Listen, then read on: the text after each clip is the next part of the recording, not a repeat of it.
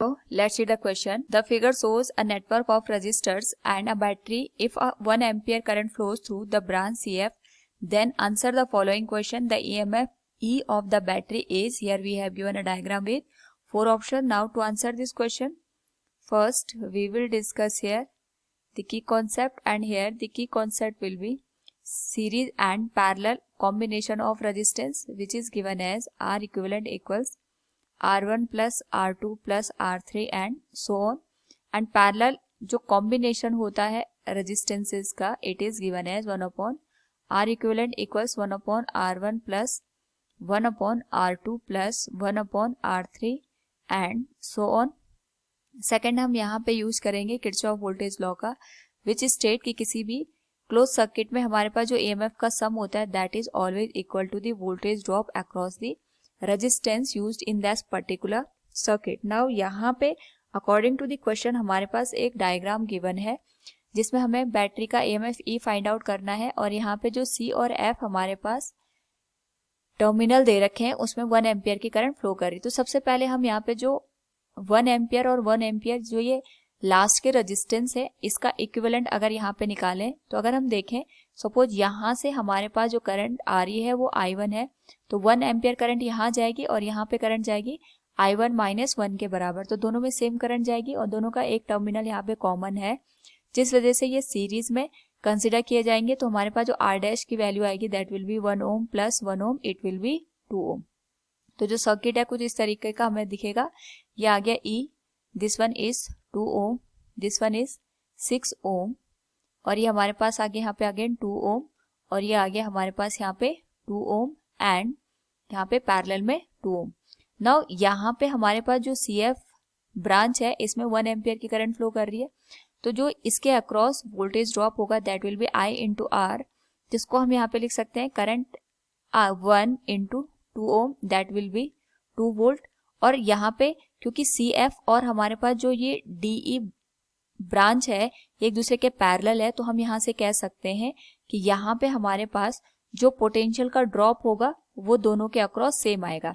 यानी अगर हम बात करें यहाँ पे कि इस वाले 2 ओम के अक्रॉस कितनी करंट फ्लो कर रही है, तो we can say here current in DE will be given as, इसके अक्रॉस ड्रॉप 2 वोल्ट का है और इसका रेजिस्टेंस 2 ओम के बराबर है, तो ये आ जाएगा हमारे पास यहाँ पे 1 एम्पियर के बराबर. यानी अगर हम सर्किट में ऑब्जर्व करें तो यहाँ 1 एम्पियर करंट है, इसमें भी 1 एम्पियर करंट होगी. इसका मतलब ये है कि यहाँ पे हमारे पास जो टोटल करंट आ रही है वो 2 एम्पियर की आ रही है, और यहाँ ऑलरेडी 2 ओम का रेजिस्टेंस हमारे पास दे रखा है. सो फ्रॉम द गिवन सर्किट यहाँ पे अगर हम इसको नेमिंग दे दें तो ये B पॉइंट है, तो जो हमारे पास BC ब्रांच है इसमें जो वोल्टेज ड्रॉप होगा we can find out voltage drop will be 2 into 2 that is 4 volt. Now यहाँ पे अगर हम सर्किट को रिड्रॉ करें तो ये आ गया हमारे पास E, this one is 2 ohm, this one is 6 ohm, और यहाँ पे हमारे पास ये अगेन आ गया 2 ओम जिसके अक्रॉस 4 वोल्ट का हमने यहाँ पे ड्रॉप निकाला है. नाउ यहाँ पे अगर हम ऑब्जर्व करें तो हमारे पास ये 2 ओम और 2 ओम ये दोनों पैरेलल में है, तो पैरेलल होने की वजह से इसका जो इक्विवेलेंट यहाँ पे बनेगा इनको R डबल डैश से इंडिकेट कर सकते हैं. It will be 2 into 2 divided by 2 plus 2, या जाएगा 2 टू जो 4 डिवाइडेड बाई 4 दैट इज 1 ओम. ये हमारे पास जो पूरा रेजिस्टेंस आएगा ये यहाँ पे 1 ओम के बराबर आएगा. तो यहाँ पे अगर हम करंट का डिस्ट्रीब्यूशन देखें तो यहाँ पे हमारे पास 2 एम्पियर करंट आ रही है, इसमें भी 2 एम्पियर करंट हमारे पास फ्लो करेगी. तो यहाँ पे अगर हम एक क्लोज सर्किट को अज्यूम करें, ये हमारे पास B पॉइंट है, ये C पॉइंट है, ये F पॉइंट है, and according to the question अगर हम इसको ऑब्जर्व करें दिस वन इज गिवन है G. तो यहाँ पे हम किरचॉफ वोल्टेज लॉ लगा सकते हैं इन लूप BCFGB में. हम ऐसा इसलिए कर रहे हैं ताकि हमारे पास जो 6 ओम का रेजिस्टेंस है इसके अक्रॉस हम ड्रॉप को फाइंड आउट कर पाएं. तो हम इसको इस तरीके से भी देख सकते हैं कि हमारे पास यहाँ पे कोई भी बैटरी नहीं लगी, यानी जो EMF का सम होगा वो तो 0 के बराबर होगा, और जो ड्रॉप है हमारे पास दैट विल बी, एक तो यहाँ पे हमारे पास जो BC ब्रांच है इसमें ड्रॉप हो रहा है 4 वोल्ट का, CF में हमारे पास जो ड्रॉप हो रहा है वो हो रहा है 2 वोल्ट का, और हमें यहाँ पे जो ड्रॉप है वो BG के अक्रॉस निकालना है. तो जो BG के अक्रॉस हमारे पास ड्रॉप निकल के आएगा that can be return as, क्योंकि यहाँ पे जो करंट है, अगर मैं इसको यहाँ पे इस इनिशियल पॉइंट से जो हमने यहाँ पे करंट मानी थी I1, और इस करंट को हम यहाँ पे I कंसिडर करके इसको सॉल्व कर सकते हैं। ये करंट आ गया हमारे पास I, तो यहाँ पे हमारे पास जो करंट है वो 2 एम्पियर जाएगी। यहाँ पे जो करंट जाएगी that will be given as I - 2 के बराबर। तो जब हम लूप में जाएंगे तो ये हमारे पास जस्ट अपोजिट डायरेक्शन में आएगी, जिसकी वजह से जो VBG की वैल्यू है that can be return in the negative 6 × I - 2 के बराबर।